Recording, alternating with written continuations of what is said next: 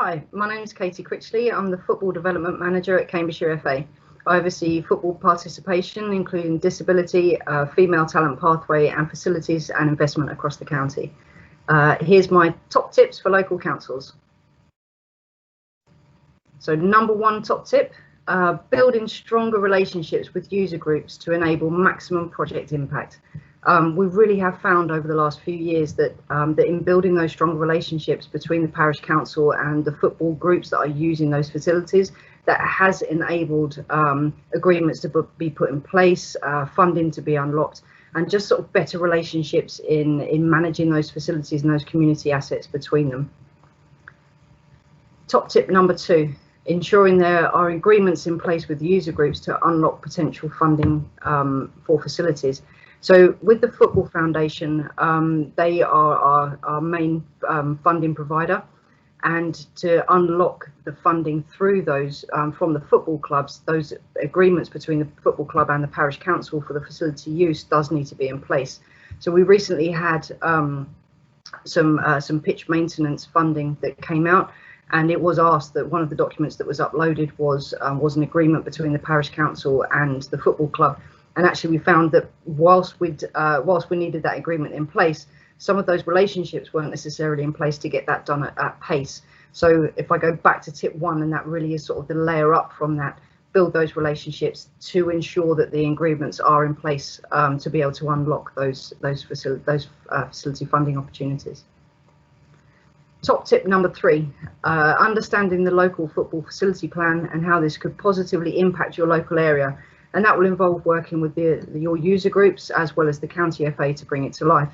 So the local football facility plan is a 10-year report that highlights priority projects for investment over a 10-year period. Those have been completed now for South Cambs, East Cambs and for Fenland. They're available to view. If you'd like to have the links to those so that you can update them, please contact me. I'm happy to provide those. But that really is sort of focusing strategically on where we're going to put these new facilities.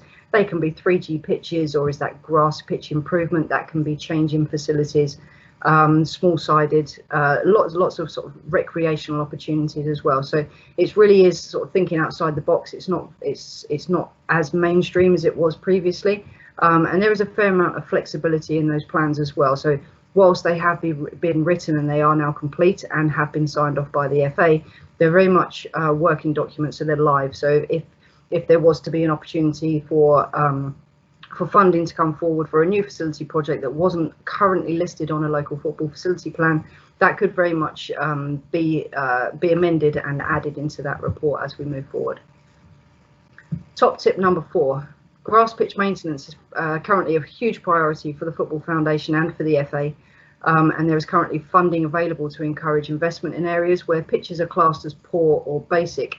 Now, where a pitch is classed as poor or basic, that can be from the playing pitch strategy, or that can be from the Grounds Maintenance Association, where they would have come out and provided the football club with a report and sort of maintenance advice on how they move forward to upgrade their pitches.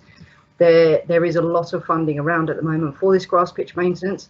Again, if we go back to the top of the tips, building those strong relationships, make sure the agreements are in place, understand the local football facility plan, and then unlock that funding for those grass pitch maintenance projects. Top tip number five, changing facilities are not hugely used for children's football, and therefore the funding priorities are 75% on pitch, meaning for grass pitch maintenance or 3G pitches, maintenance projects, etc., and then 25% off the pitch, so for your machinery, storage, changing facilities, etc.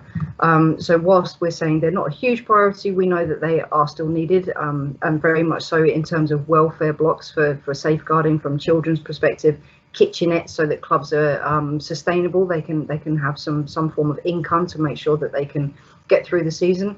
But very much we're focusing at this time 75% on pitch.